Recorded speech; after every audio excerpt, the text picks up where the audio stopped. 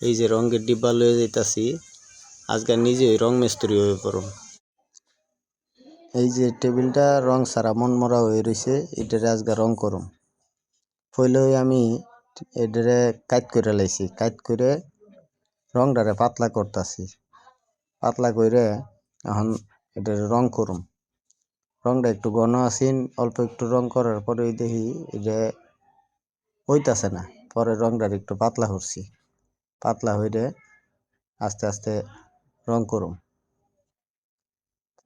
আমি আগে পরে রং করছি না, আমার মানে দোকানে গেছি, দোকানে যাওয়ার পরে দেখি রংটি টেবিলটি কেমন দেখা যাইতাছে, পরে রং আনছি বাজার থেকে কিনে আইনে এই যে আস্তে আস্তে রং করতেছি।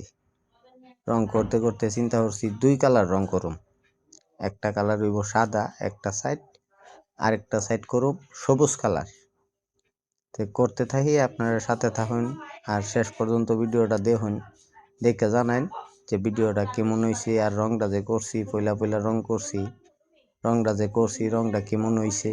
যদি রং করার ভিতরে কোনো ভুল বা কালারটা সুন্দর না হয় তো এটা আপনারা কইবেন।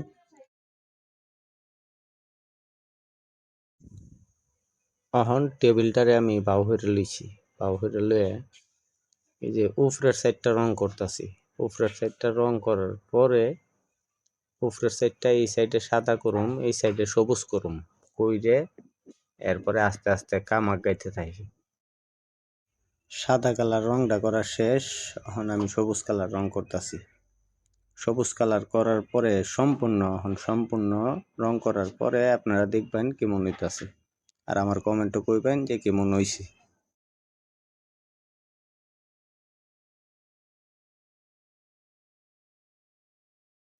কাম হরতে হরতে রাইত হয়ে পড়ছে, কিন্তু আমার কাম শেষ হইছে না।